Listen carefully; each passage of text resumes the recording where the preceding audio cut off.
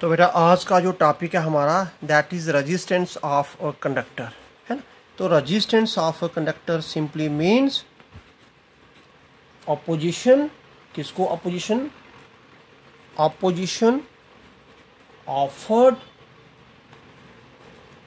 Bye a conductor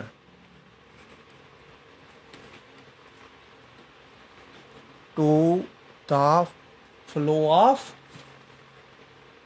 current. तो एक conductor पे, जैसे ये कंडक्टर है, जैसे ही उस पे आपने पोटेंशियल डिफरेंस अप्लाई कर दिया, जिसके कारण क्या करेंगे, उसके सारे इलेक्ट्रॉन बिगिंस टू ड्रिफ्ट, है ना, टूवर्ड पॉजिटिव पोटेंशियल। अब जब ये इलेक्ट्रॉन जो है पॉजिटिव पोटेंशियल की तरफ ड्रिफ्ट कर रहा है ना, तो with in the conductors atoms के साथ या आयंस के साथ ये कोलाइड करेगा, तो जिसके कारण उस इलेक्ट्रॉन को स्मूथली एक एंड से दूसरे एंड तक मूव करने में थोड़ा सा ऑब्स्ट्रक्शन आएगी, अपोजिशन मिलेगी, है ना। जैसे एक फुटबॉल मूव करता है और उसे फ्रिक्शन जो मिलती है उसके मोशन को कट करती है, ऐसे ही इस केस में करंट इलेक्ट्रिसिटी के केस में ये चार्ज जो जब मोशन होता है, तो जब चार्ज स्मूथली एक कंडक्टर में मूव कर रहा है, तो जिसके कारण क्या होगा, बहुत सारे कोलिजन होंगे कंडक्टर के अंदर, और उसके जो फ्लो ऑफ इलेक्ट्रॉन्स हैं जिसको आप करंट बोलते हैं, उस करंट में अपोजिशन फोर्स मिल रही है, उसी का नाम ही रेजिस्टेंस है। अब क्वेश्चन ये है कि रेजिस्टेंस जो है, इस जो डेफिनेशन आपने लिखी, इस डेफिनेशन से रेजिस्टेंस कंडक्टर की कितनी है वो तो नहीं निकाल सकते हम। तो एक मेजरमेंट डेफिनेशन भी अब कंडक्टर की जो रेजिस्टेंस की जो है वो ओम्स लॉ से आपने ली, है ना, R=B/I। इसे क्या बोलेंगे, it is defined as the ratio of potential difference. क्या potential difference applied across the ends of conductor to the current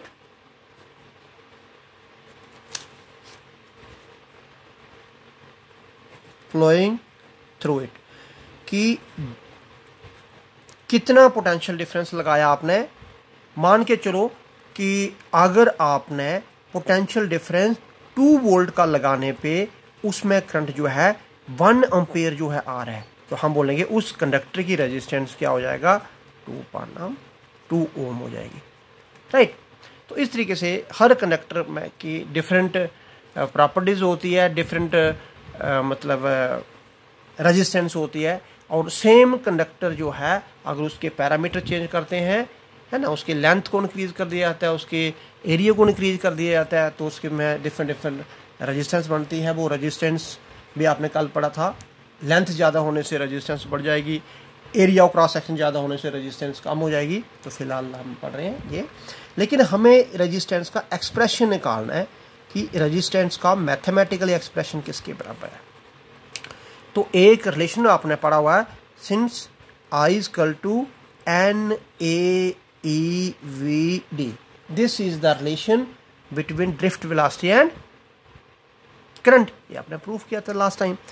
अब ये भी आपने निकाला हुआ है कि ड्रिफ्ट वेलोसिटी जो है किसके बराबर होगी, इसके बराबर होगी। यहाँ पे E क्या है, charge of the electron, capital E क्या है, जो भी इलेक्ट्रिक फील्ड सेटअप होगी कंडक्टर के क्रॉस, टो, जिससे आप रिलैक्सेशन टाइम देंगे नाम इसका, टो का relaxation time means the time between 2 successive collisions, और M mass of the electron.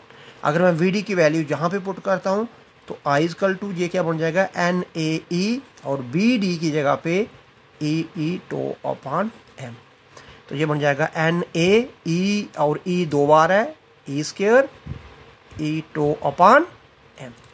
जब आपने देखा कि अब हम इधर देखेंगे कि हमें रेजिस्टेंस निकालना है, तो रेजिस्टेंस में I और B दोनों, तो जहाँ इस एक्सप्रेशन में हमारे पास तो कहीं V नहीं दिख रहा है, पोटेंशियल डिफरेंस नहीं दिख रहा है, बट हमें इतना पता है पोटेंशियल डिफरेंस और इलेक्ट्रिक फील्ड में ये रिलेशन है। तो मैं क्या करूँगा, I equal to n A E square, e की जगह पर वी उपान एल लिख देता हूँ और साथ में टो डिवाइड बाई एम। तो ये बन जाएगा N A E square V tau upon M L. मैं अगर दोनों साइड पे पोटेंशियल से डिवाइड कर दूं तो आई अपान वी लेफ्ट साइड पे हो गया, राइट साइड पे भी डिवाइड करेंगे, ये वी कैंसिल हो जाएगा, बन जाएगा N A E square tau upon M L. और मैं से बी अपन आई करके लिखूं तो ये भी हमारे पास n A E square tau बन जाएगा। इसे मैं इक्वेशन नंबर 1 दे देता हूँ, है ना। तो यही चीज़ मैं कह रहा हूँ कि वी अपान आई जो है वो आर के बराबर भी होता है, ओम्स लॉ। तो फ्रॉम फर्स्ट एंड सेकंड आप देख लीजिए, from first and second we have, तो लेफ्ट साइड अगर बराबर है तो राइट साइड भी बराबर होनी चाहिए। It means R equal to m l n A E square tau. तो this is the expression for resistance of a conductor. इसमें और अगर हम आगे चले तो इसमें से आपने क्या करना, जो एक्सटर्नल पैरामीटर है जो और जो इंटरनल पैरामीटर है उनको आप सेपरेट कर देते हैं। मान के चलिए कि इधर मैं इंटरनल पैरामीटर लिखूंगा और ब्रैकेट के बाद external parameter M mass of the electron, है ना। तो इंटरनल पैरामीटर उसे मैं एम अंदर रखूंगा, L length of the conductor देख पा रहे हैं आप, एक्सटर्नल पैरामीटर मान लेते हैं, एन नंबर ऑफ इलेक्ट्रॉन्स कितने हैं हम नहीं देख पा रहे हैं, ए कितना मोटा है वो, थिकनेस कितनी है उसकी, एरिया क्रॉस सेक्शन कितना है देख पा रहे हैं, ई इलेक्ट्रॉन का चार्ज और रिलैक्सेशन टाइम, ठीक है। तो ये जो मैं ब्रैकेट के अंदर रखा, अगर हम किसी मटेरियल को मान के चलें, एक कॉपर का मटेरियल उसकी कोई लेंथ लेते हैं और दूसरा भी कॉपर का मटेरियल लेते हैं, उसकी लेंथ कोई अलग ले लेते हैं, लेकिन ये वाली चीज़ें दोनों में चेंज होने वाली नहीं है।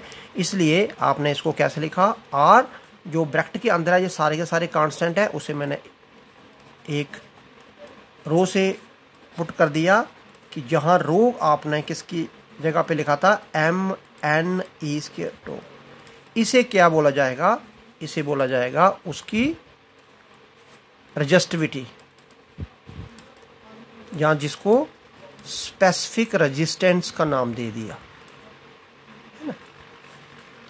तो देयरफॉर आर का जो फार्मूला आ गया वो हमारे पास फाइनली ये फार्मूला आ गया।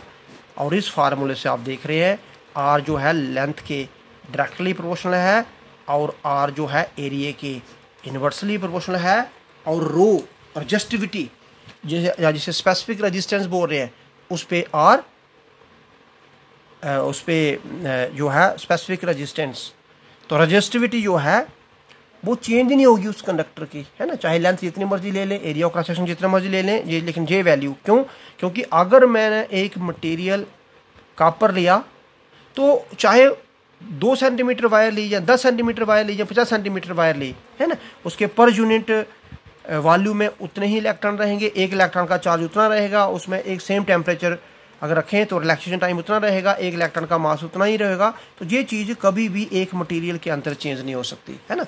अगर ये चीज़ चेंज होगी तो सिर्फ अगर आप मटेरियल चेंज कर दें, है ना, तब भी इसमें 2 पैरामीटर चेंज हो सकते हैं। अगर मैं मटेरियल चेंज करूँ एम की वैल्यू तब भी चेंज नहीं होगी, ई की वैल्यू तब भी चेंज नहीं होगी, लेकिन number of electron per unit volume change हो सकते हैं, जिसके कारण रिलैक्सेशन टाइम भी चेंज हो सकता है, जिसके कारण रेजिस्टिविटी उसकी अलग हो सकती है। तो जहाँ से एक चीज़ बिल्कुल आपको साफ दिख रही है कि एक कंडक्टर की रेजिस्टिविटी जो है वो सिर्फ और सिर्फ कंडक्टर का मटेरियल चेंज करने से चेंज हो सकती है, और दूसरा है कि वो टेम्परेचर से भी चेंज हो जाएगी। कैसे, मटेरियल चेंज करने से क्या फ़र्क पड़ जाएगा, मटेरियल चेंज करने से एन की वैल्यू डिफरेंट हो जाएगी।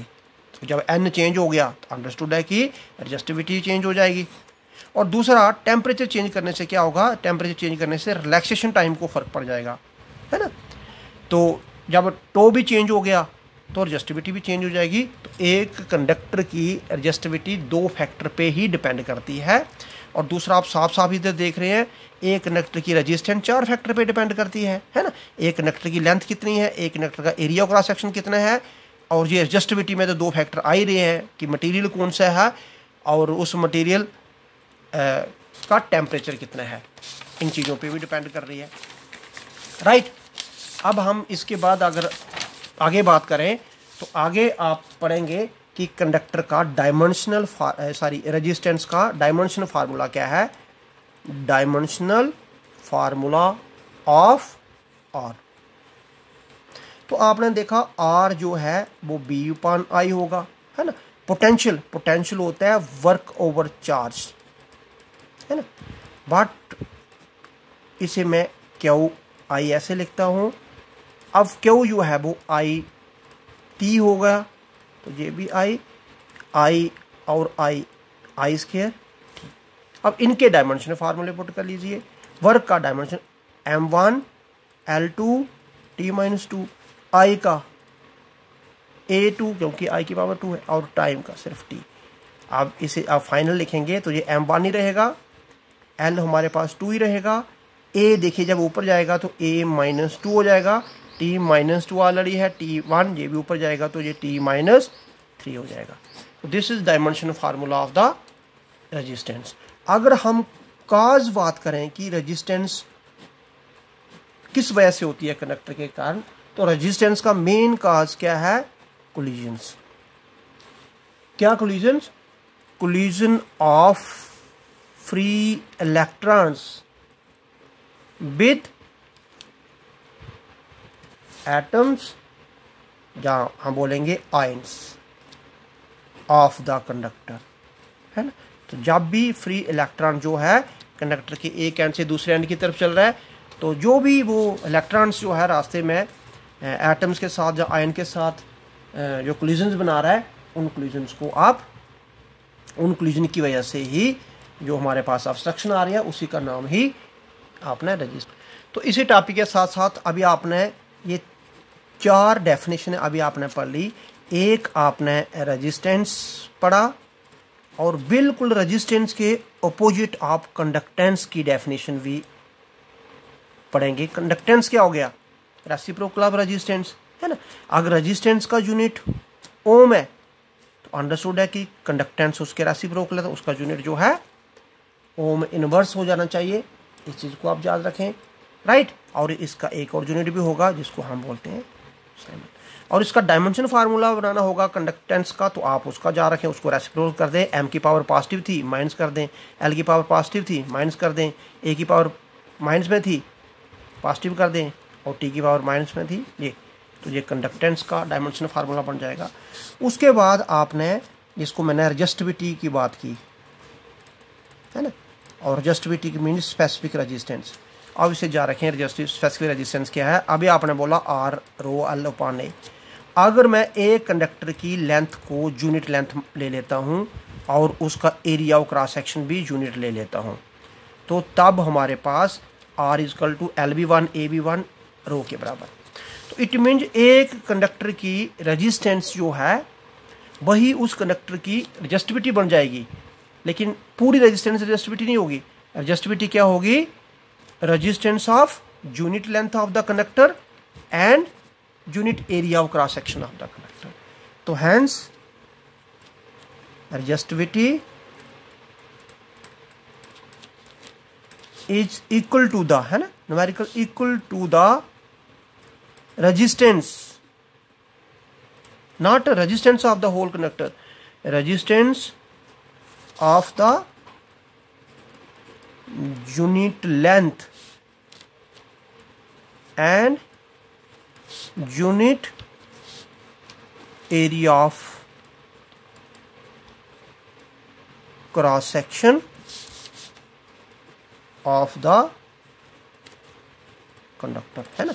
तो आपने देखा कि resistivity is not the property of the whole conductor, है ना। तो इसलिए इसको आप एक पर्टिकुलर रेजिस्टेंस, जिसको मैं बोलूँगा स्पेसिफिक रेजिस्टेंस का नाम भी दिया। अगर मैं इसका यूनिट बोलूँगा तो आप देख सकते हैं रेजिस्टिविटी RL/RA, है ना, RA/L हो जाएगा। R means ohm, A means metre square, length means metre, तो हमारे पास ओम मीटर हो जाएगा। बिल्कुल इसी के अपोजिट जो है, हम रेजिस्टिविटी के अपोजिट जो है कंडक्टिविटी बोल लेते हैं, और कंडक्टिविटी को आप तो याद रखें कि सिग्मा क्या आ जाएगा, रेसिप्रोकल ऑफ रजिस्टिविटी, है ना। और अगर इसके यूनिट की बात करें तो ये ओम इनवर्स मीटर इनवर्स इसका यूनिट हो जाए।